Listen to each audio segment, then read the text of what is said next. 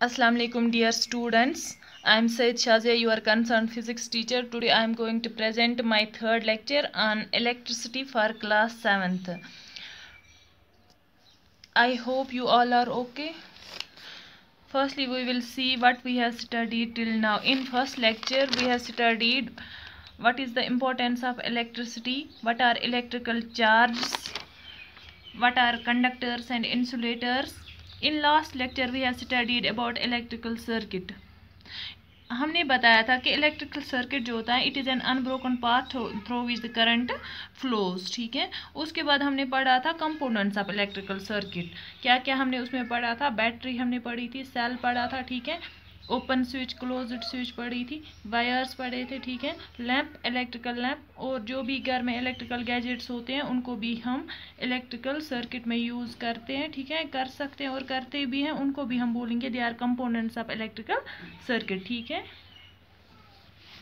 उसके बाद हमने 2-3 एग्जाम्पल्स ली थी ये समझने के लिए कि ब्रोकन और अनब्रोकन पाथ क्या होता है। ठीक है, आज हम अपना लेक्चर स्टार्ट कर रहे हैं। ठीक है, देखो एक छोटी सी एग्जांपल लेते हैं। हमारे पास एक सेल है, सेल को कैसे रिप्रेजेंट करते हैं? ठीक है, देखो ये सेल है, सेल में एक सेल कॉन्स्टिट्यूट होते हैं 2 पैरेलल लाइन से, 1 bigger line and another is smaller line. जो बिगर लाइन होती है ये रिप्रेजेंट करती है पॉजिटिव टर्मिनल को, और जो छोटी लाइन होती है ये रिप्रेजेंट करती है नेगेटिव टर्मिनल को। ठीक है, हमने क्या किया, इस सेल को कनेक्ट किया है with a lamp through wires. Wires जो है यहाँ पे ये क्या है, गुड कंडक्टर ऑफ इलेक्ट्रिसिटी। ठीक है, ये कंडक्टर ऑफ इलेक्ट्रिसिटी है। ठीक है, हमने क्या किया, इस सेल को हमने जोड़ा है लैंप के साथ। जब हमने सेल को लैंप के साथ जोड़ा, ये ड्राई सेल है, इसको हमने लैंप के साथ जोड़ा है, लैंप क्या करेगा, ये ग्लो करना स्टार्ट करेगा। ठीक है, it is a continuous path, कहीं पे ब्रोकन नहीं है, इसको हम कहेंगे इलेक्ट्रिकल सर्किट। ठीक है, ये मैंने इसलिए ली ये एग्जाम्पल ताकि आप लोगों को रिमाइंड हो जाए कि हमने प्रीवियस लेक्चर में क्या पढ़ा था। अब यहाँ पे एक टर्म आई इलेक्ट्रिक करंट। ठीक है, what is electric current? Electric current हम बोलते हैं it is flow of charges. ठीक है, चार्जेस हमने पढ़ा, electrical charges are of 2 types, one is positive charge, another is negative charge.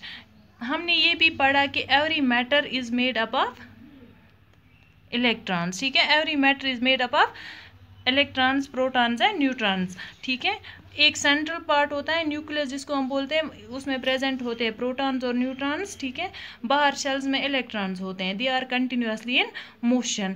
अगर हर किसी मैटर में इलेक्ट्रॉन्स होते हैं and they are continuously in motion, यहाँ पे हमने बताया कि flow of charges, it is actually flow किसको हम बोलते हैं, मोशन को, मोशन ऑफ चार्जेस। अगर हर किसी मैटर में इलेक्ट्रॉन्स प्रेजेंट हैं और वो मोशन में है, तो हर किसी मैटर में करंट क्यों नहीं चलती हैं हर किसी वक्त। लेकिन हमने ये फ्लो ऑफ चार्जेस हमने यहाँ पे बताया कि ये है डेफिनेशन ऑफ करंट। लेकिन डेफिनेशन ऑफ करंट इतना ही नहीं है कि flow of charges constitutes current, it is flow of charges in a particular direction. जब चार्जेस चलेंगे एक पर्टिकुलर डायरेक्शन में तभी इलेक्ट्रिकल करंट कॉन्स्टिट्यूट होगी। देखो इलेक्ट्रॉन्स हैं, एक हमारे पास कोई भी मटेरियल है उसमें इलेक्ट्रॉन्स हैं। ठीक है, एक इलेक्ट्रॉन है ये इधर जा रहा है डाउन, ठीक है, डाउनवर्ड मोशन है इसकी, दूसरा इलेक्ट्रॉन है ये अपवर्ड जा रहा है, तीसरा इलेक्ट्रॉन है राइट जा रहा है, चौथा इलेक्ट्रॉन है लेफ्ट जा रहा है। ठीक है, इसका मतलब है सभी इलेक्ट्रॉन, जो भी इलेक्ट्रॉन्स इस मैटर में प्रेजेंट हैं, they are in random motion. ठीक है, एक उधर जा रहा है दूसरा इधर जा रहा है। ठीक है, कोई किसी मतलब all the electrons are not oriented in a particular direction, सभी इलेक्ट्रॉन्स जो है किसी पर्टिकुलर डायरेक्शन में नहीं चल रहे हैं। ठीक है, इसलिए करंट वहाँ पे कॉन्स्टिट्यूट नहीं होती हैं, क्योंकि करंट की डेफिनेशन है flow of charges in a particular direction.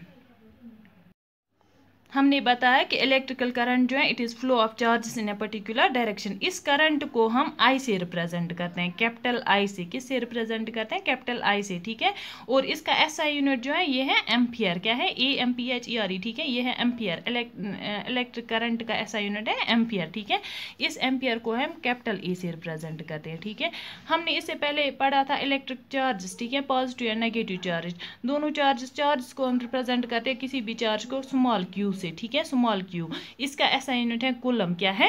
Coulomb. ठीक है,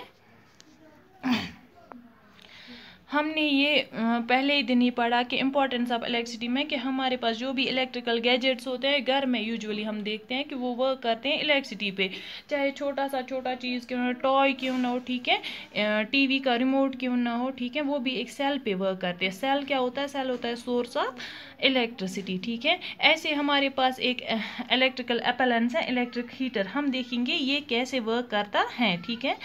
इलेक्ट्रिकल हीटर जो है इसमें क्या लगती है? कॉइल। क्या लगती है? कॉइल। कॉइल जो होते हैं वो निक्रोम की बनी होते हैं। निक्रोम क्या है? निक्रोम एक एलॉय है, ठीक है। निक्रोम का मतलब हुआ एलॉय किसको हम बोलते हैं? एलॉय बोलते हैं हम जब दो या दो से ज़्यादा एलिमेंट जो है इनको हम कंबाइन करते हैं इन ए पर्टिकुलर रेशो, इनको हम उसको हम एलॉय बोलते हैं। यहाँ पे निक्रोम भी है, एलॉय। निक्रोम क्या है? एलॉय।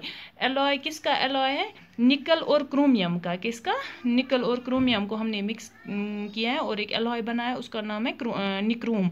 ये कॉइल इसी निक्रोम की बनी होती है, ठीक है। निक्रोम जो है ये है गुड कंडक्टर ऑफ इलेक्ट्रिसिटी। क्या है? गुड कंडक्टर ऑफ इलेक्ट्रिसिटी, ठीक है। हम क्या करते हैं? हम इस कॉइल को हीटर में लगाते हैं, फिर इस कॉइल के दो टर्मिनल्स को हम इनपुट सप्लाई देते हैं। क्या देते हैं? पावर देते हैं, ठीक है।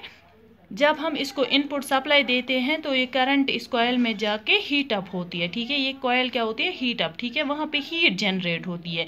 इसी हीट की वजह से हम लोग कुकिंग करते हैं। क्या करते हैं? हम लोग चीज़ें पका रहे हैं, ठीक है। इस दैट मीन्स इनडायरेक्टली हम इलेक्ट्रिसिटी की वजह से ही ये हीटर चलता है और इलेक्ट्रिसिटी की वजह से हम लोग कुकिंग कर पा रहे हैं, ठीक है।